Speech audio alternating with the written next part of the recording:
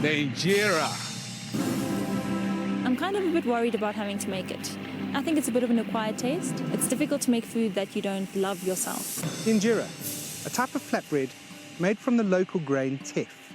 The teff is pounded into a flour, mixed with water, and allowed to ferment for a few days. That's where the Injera gets its slightly sour taste from. The batter is then poured in a circular motion onto a hot pan. It's covered and then cooked with the hot coals. The perfect Injera should have two different textures. The bottom that touches the pan should be smooth. The top should have the craters, which are formed from the air bubbles that pop through the batter. We fry pancakes all the time in South Africa. It's a big pancake, but sure, okay, yeah, I'll make you an Injera. We want you to make one perfect Injera.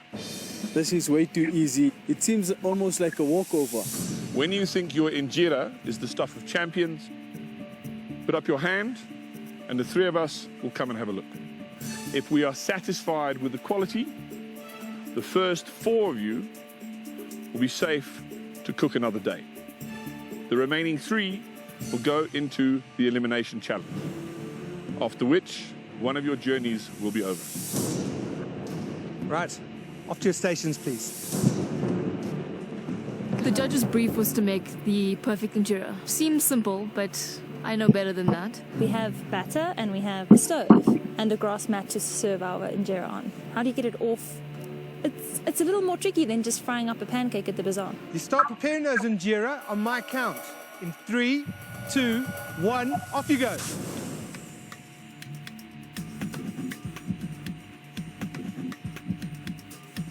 Trying to figure out how I'm going to work with the oven, how I'm going to pour this, you know, just to try and get my steps in my mind, knowing how I'm going to get this perfect Injera done.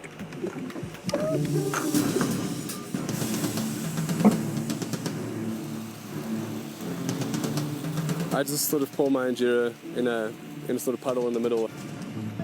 I don't really get the desired shape. It needs to be sort of a perfect circle to fit onto the mat. You know, it doesn't turn out so well.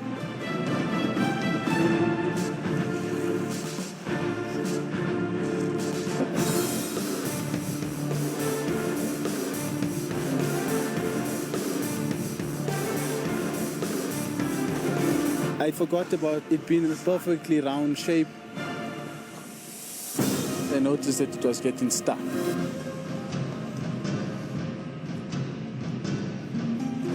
How on earth am I going to get this off?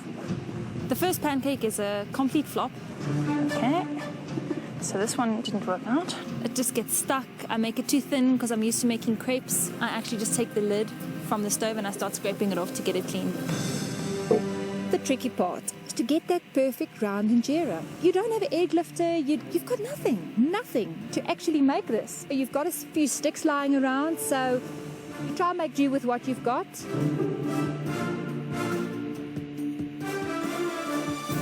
Guys, I'm starting to notice a lot of the contestants are pouring the batter on and they're not getting it even. The other thing I'm noticing is a couple of them are just pouring in the middle. They need to get it the size of the mat on their stations, otherwise they're going to have to redo it till they get it right. And the way the locals do it here, they pour the batter in a circular motion starting from the outside of the pan so that it levels out. Then you're going to get that round, perfect shape. They're using sticks to try and get it off. The locals don't use sticks. You either use your hand or you can use the grass mat that we've provided.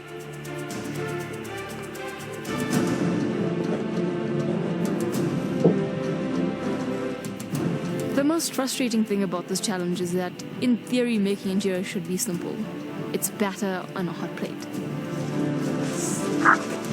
I wanted it out of my face and to get on to the next one. Go, Karen. Careful, careful.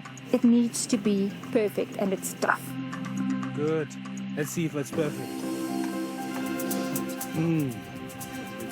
Karen, it's very doughy. It's not cooked properly. With the Injera, it's similar to making pancakes at home. Your first one is never right. It's not becoming circular and it's burning and it's hot and it's sticking and it's not going right. This is not as easy as it looks. It's hot. My fingers are burnt. Things are getting stuck. It's not fun. Everyone has kind of reached breaking point, I think.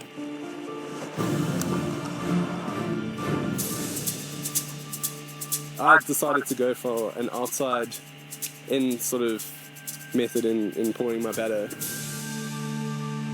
I lift up my lid, it's looking good, and then I have this ingenious idea of putting my mat underneath and basically sliding my Injera onto the mat. And this works like a charm. I don't know why I haven't thought of this before. It looks good, it resembles an Injera. You can see the craters. How's it looking underneath? Nice and smooth? It is.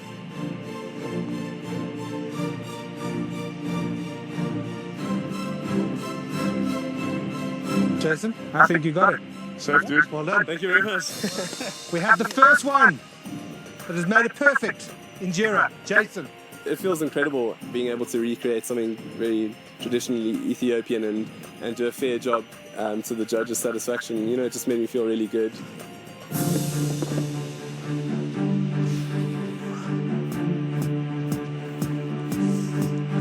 I started off with my third one and I do it in a perfect circular shape.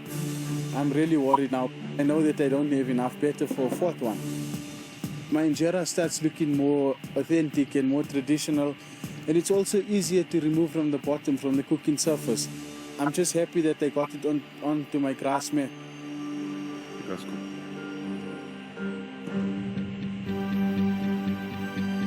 That's nice. I think it's good Injera. It's fine for me. Ozzy, You're safe. safe. Second one. This isn't that easy. Well, now there are only 2 spots left.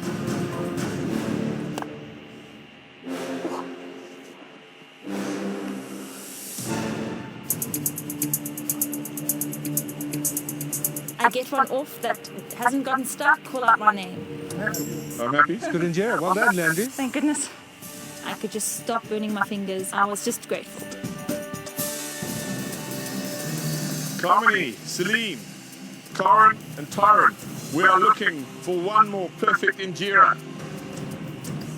I'm very frustrated trying to get that last spot in because I'm not even getting close, just not close enough to be an Injera that would be acceptable in this challenge.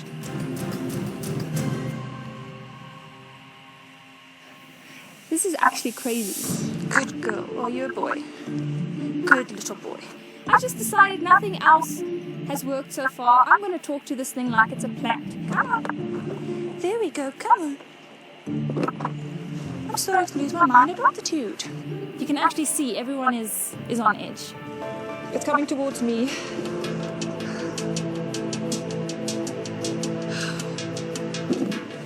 Come on. I'm getting so frustrated because it's so close. Oh, no.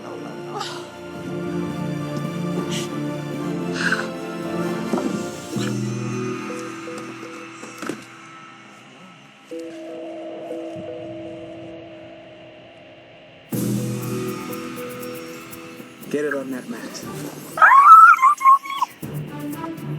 I hear Celine. Okay. Celine. This is probably my 10th Injera, and I'm just hoping that this thing is correctly cooked. It's the last spot. Karen. So give it a roll? Roll it up. Do it, Pete. All right.